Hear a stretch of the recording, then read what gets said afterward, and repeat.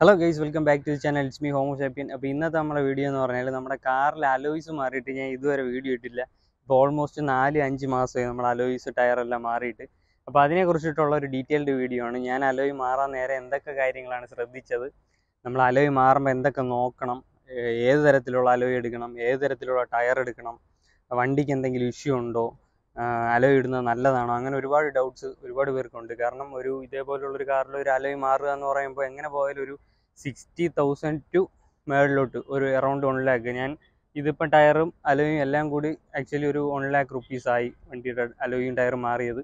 അപ്പോൾ അത്രയും രൂപ ഇൻവെസ്റ്റ് ചെയ്യുമ്പോഴത്തേക്ക് നമ്മൾ നല്ല രീതിയിൽ അതിനെക്കുറിച്ച് പഠിച്ചിട്ടേ ചെയ്യാവൂ. അപ്പോൾ അതിനെ പറ്റിയിട്ടാണ് ഇന്നത്തെ നമ്മളെ വീഡിയോ. അപ്പം വീഡിയോ സ്റ്റാർട്ട് ചെയ്യാം.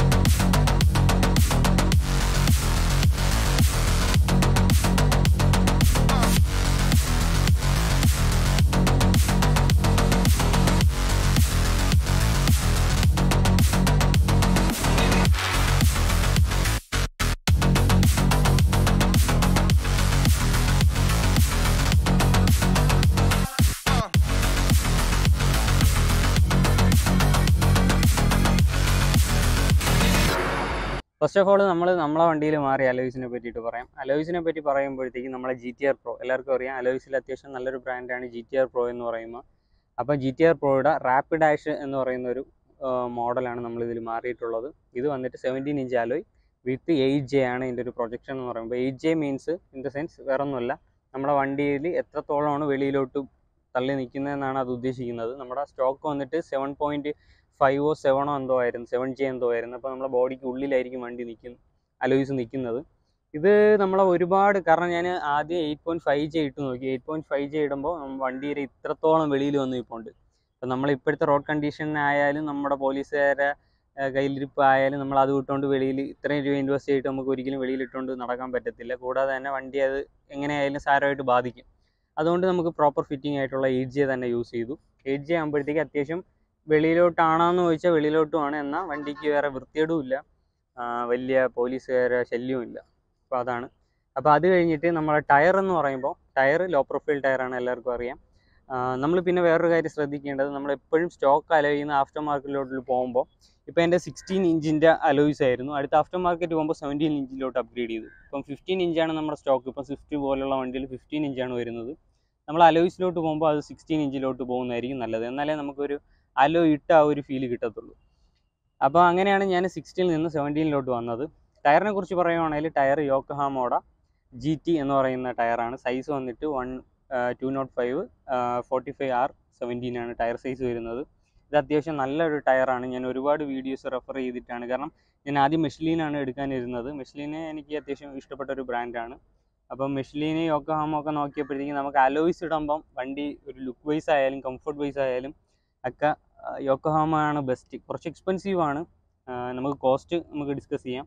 അതിന് മുമ്പ് ഞാൻ പറയുന്നതാണ്, കുറച്ച് എക്സ്പെൻസീവ് ആണെങ്കിലും ടയർ നല്ല ലാസ്റ്റ് ചെയ്യുകയും ചെയ്യും, നല്ല കംഫർട്ടുമാണ് ടയേഴ്സ്. അപ്പോൾ നമുക്കിനി അടുത്ത് അലോയ്സിൻ്റെ കോസ്റ്റിനെ പറ്റിയിട്ട് പറയാം. അലോയ്സിൻ്റെ കോസ്റ്റ് വന്നതെന്ന് പറഞ്ഞാൽ, ഞാൻ ഫസ്റ്റ് ഓഫ് ഓൾ എടുത്തത് ഗ്രിഡ് 7 കസ്റ്റംസ് എന്ന് പറഞ്ഞിട്ട് എറണാകുളത്ത് നിന്നാണ് അലോയ്സ് എടുത്തത്. കാരണം ഞാൻ നോക്കിയിട്ട് ഇവിടെ നമുക്ക് പറ്റിയ എനിക്കിഷ്ടപ്പെട്ട അലോയ്സ് ഒന്നും അങ്ങനെ കണ്ടില്ല, അതുകൊണ്ടാണ് ഗ്രിഡ് 7 നിന്ന് എടുത്തത്. ഗ്രിഡ് 7 അത്യാവശ്യം ഒരുപാട് മോഡൽസ് നമുക്ക് അവൈലബിൾ ആണ്. അതിന് അലോയ്സിന് ഓൾമോസ്റ്റ് ഒരു 47,000 ആണ് ഷിപ്പിംഗ് എല്ലാം കൂടി ആയത് കോസ്റ്റ് വന്നിട്ട്. അടുത്ത് നമുക്ക് ടയറിന് കോസ്റ്റ് വന്നിട്ടുള്ളതെന്ന് പറയുമ്പം 41 സംതിങ് ആ ഒരു റേഞ്ചിലാണ് ടയറിന് കോസ്റ്റ് വന്നിട്ടുള്ളത്. അപ്പം ആ ഒരു റേഞ്ചാണ് കോസ്റ്റ് അലോയ്സിന് ടയറിന് വന്നത്. പക്ഷെ നമ്മൾ ഒരു അലോയും ടയറും മാറുമ്പോൾ അത് മാത്രമല്ല കോസ്റ്റ്, നമുക്ക് അലോയ്സ് മാറുമ്പോൾ അതിൻ്റെ നട്ട് ബോൾട്ട് കാര്യങ്ങളെല്ലാം മാറണം. പിന്നെ നമ്മുടെ കുറ്റി, അതായത് നമ്മുടെ എയർ അടിക്കുന്ന ആ ഒരു കുറ്റി സാധനം മാറണം. ഒന്നിന് തന്നെ നല്ല എമൗണ്ട് ഉണ്ട്. അപ്പം ഞാൻ നട്ട് ഉദ്ദേശിച്ചത്, നമുക്കിപ്പം നമ്മളെ സ്റ്റോക്ക് നട്ട്സ് ആണെങ്കിലുള്ള പ്രശ്നം, നമ്മൾ അലോയ്സ് ഇട്ട് കഴിഞ്ഞാൽ നമുക്ക് സ്റ്റോക്ക് ലിവർ കാര്യങ്ങൾ വെച്ചിട്ട് നമുക്ക് ഊരാൻ പറ്റത്തില്ല. അതുകൊണ്ട് തന്നെ നമ്മൾ ഇത് ഞാൻ യൂസ് ചെയ്തിരിക്കുന്ന ഫ്ലവർ ടൈപ്പ് എന്ന് പറയുന്ന ഒരു നട്ടാണ്. ഇതിന് മാത്രം ഒരു 1800 1600 ആ റേഞ്ച് വില വരുന്നുണ്ട്. അപ്പോൾ അത് 4 ടയറിനുള്ളത് 4 വെച്ചിട്ട് അത് മാറി, അതൊരു വിധം കോസ്റ്റ് ആയി. പിന്നെ നമ്മളെപ്പോഴും പറയും പോലെ ടയർ അലോയ് മാറുമ്പോൾ ഫസ്റ്റ് ഓഫ് ഓൾ ചെയ്യാനുള്ളത് ടയർ ബാലൻസ്, അലൈൻമെൻറ്റ്, അത് നമുക്ക് ചെയ്യണം. അതിനും അത്യാവശ്യം ഒരു 2000 ആ റേഞ്ചിനകത്ത് കോസ്റ്റായി.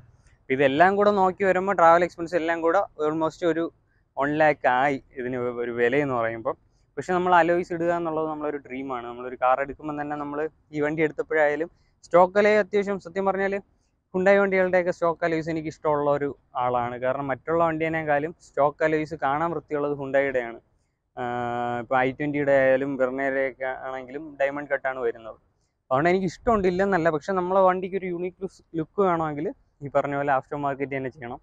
ഞാൻ പിന്നെ സ്റ്റോക്ക് കൊടുക്കാമെന്ന് വിചാരിച്ചു, പിന്നെ ഞാൻ കൊടുത്തില്ല. കാരണം ഒരിക്കലും നമ്മൾ ആഫ്റ്റർ മാർക്കറ്റ് മാറുമ്പോൾ സ്റ്റോക്ക് അലോയ്സ് കൊടുക്കാൻ പാടില്ല. കാരണം സ്റ്റോക്ക് അലോയ്സിൻ്റെ വില നമ്മൾ അറിയുന്ന എപ്പോഴെന്ന് പറഞ്ഞാൽ ഒന്നുകിൽ നമ്മുടെ ഈ കസ്റ്റം അലോയ് എന്തെങ്കിലും ഡാമേജ് പറ്റുകയോ സ്ക്രാച്ച് ആവുകയോ എന്തെങ്കിലും ഒരു ഇഷ്യൂ വന്നു കഴിഞ്ഞാൽ നമുക്ക് ബാക്കപ്പ് എപ്പോഴായാലും സ്റ്റോക്ക് അലോയ് അത്യാവശ്യമാണ്. ഇപ്പോൾ വണ്ടി കൊടുക്കുകയാണെങ്കിൽ പോലും.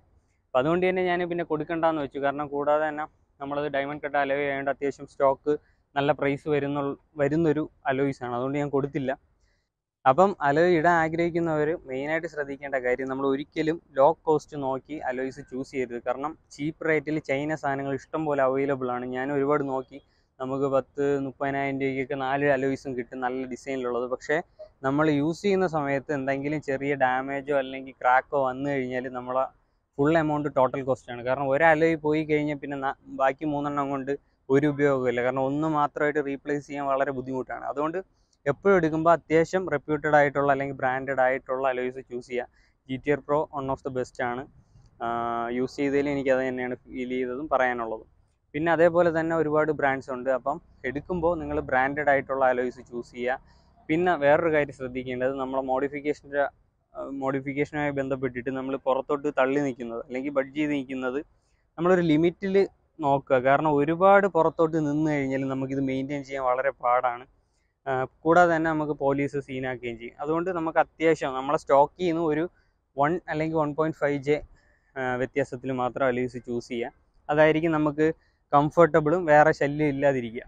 അപ്പോൾ അതാണ് നമ്മൾ അലോയ്സ് മാറുമ്പോൾ മെയിനായിട്ട് ശ്രദ്ധിക്കേണ്ടത്. പിന്നെ ശ്രദ്ധിക്കേണ്ടത് ടയേഴ്സ്. എല്ലാവരും അലോയ് മാറുമ്പോൾ അലോയും ടയറും കൂടി ഇത്രത്തോളം കോസ്റ്റ് വരുന്നതുകൊണ്ട് അലോയ്സിൽ നല്ല രീതിയിൽ പൈസ ഇൻവെസ്റ്റ് ചെയ്യും. ടയർ ഏതെങ്കിലും ചൈന ടയർ യൂസ് ചെയ്യും, അവിടെ പൈസ ലാഭിക്കാൻ നോക്കും. അങ്ങനെ ഒരിക്കലും ചെയ്യരുത്. കാരണം അലോയ്സ് പോലെ തന്നെ ഇമ്പോർട്ടൻ്റ് ആണ് ടയറും. കാരണം വണ്ടിയുടെ നമ്മുടെ സ്റ്റെബിലിറ്റി, ഡ്രൈവ് കൺട്രോൾ കാര്യങ്ങളെല്ലാം വരുന്നത് ടയറാണ്. കാരണം നമ്മളുമായിട്ട് റോഡ് ഡയറക്റ്റ് കോൺടാക്റ്റ് വരുന്നത് ടയറിലൂടെയാണ്. അപ്പം ടയർ എത്രത്തോളം നല്ലതാണെങ്കിലേ നമുക്ക് അത്രയും സ്റ്റെബിലിറ്റി ആയാലും കോൺഫിഡൻസ് ആയാലും കംഫർട്ട് ആയാലും കിട്ടുള്ളൂ. അപ്പോൾ അതുകൊണ്ട് അലോയ്സിൽ ഒരുപാട് പൈസ ഇൻവെസ്റ്റ് ചെയ്തിട്ട് ചീപ്പ് ടയേഴ്സിലോട്ടും പോകരുത്. രണ്ടിലും ഈക്വലായിട്ട് പൈസ ഇൻവെസ്റ്റ് ചെയ്യുക. നിങ്ങൾ ഇപ്പം അലോയ്സ് എടുക്കാൻ പൈസ ഇല്ലെങ്കിൽ കുറച്ച് സേവ് ചെയ്തിട്ട് എടുക്കുമ്പോൾ നല്ലത് എടുക്കുക എന്നേ ഞാൻ പറയുള്ളൂ. ഇപ്പോൾ മിഷ്ലിൻ ആയാലും കോണ്ടിനെൻ്റലൊക്കെ കുറച്ച് എക്സ്പെൻസീവാണ്. പിന്നെ യോക്കോഹാമ ആയാലും പിന്നെ നമുക്ക് അങ്ങനെ അത്യാവശ്യം, കാരണം ഈ ലോ പ്രൊഫൈൽ ടയർ എല്ലാ ബ്രാൻഡ്സിനും ഇല്ല, എന്നാലും ഒട്ടുമിക്ക എല്ലാ ബ്രാൻഡ്സിനും ഉണ്ട് നല്ല ടയേഴ്സ്. അപ്പോൾ അത് ചൂസ് ചെയ്യുക. അല്ലാണ്ട് തീരെ ചൈന ടയറോ അല്ലെങ്കിൽ നമ്മൾ സെക്കൻഡ്സ് എടുക്കുമ്പോഴാണെങ്കിൽ പോലും ഒരുപാട് നാൾ ഓടാതിരുന്ന ഹാർഡ് കോമ്പോണൻ്റ് ആയിട്ടുള്ള ടയേഴ്സ് ഒരിക്കലും യൂസ് ചെയ്യരുത്. അപ്പോൾ ഇത്രയൊക്കെയാണ് നിങ്ങൾ അലോയ്സ് മാറാൻ പോകുമ്പോൾ ശ്രദ്ധിക്കേണ്ട മെയിനായിട്ടുള്ള കാര്യം. ഇത്രയൊക്കെയാണ് ഞാൻ മനസ്സിലാക്കിയതും. അപ്പം നിങ്ങളുടെ അഭിപ്രായം തീർച്ചയായിട്ടും കമൻറ്റ് ബോക്സിൽ രേഖപ്പെടുത്തുക. നമ്മുടെ അലോയ്സ് ടയറൊക്കെ ഇഷ്ടപ്പെട്ടെങ്കിൽ തീർച്ചയായിട്ടും കമൻറ്റ് ചെയ്യുക, സപ്പോർട്ട് ചെയ്യുക. അപ്പം നമ്മുടെ ഇന്നത്തെ വീഡിയോ ഇത്രയേ ഉള്ളൂ. വീഡിയോ ഇഷ്ടപ്പെട്ടാൽ തീർച്ചയായിട്ടും ലൈക്ക് ചെയ്യുക, ഷെയർ ചെയ്യുക, സബ്സ്ക്രൈബ് ചെയ്യുക, കൂടെ ബെല്ലൈക്കൺ കൂടെ ക്ലിക്ക് ചെയ്യുക. അപ്പം stay tuned by it's me Homosapien.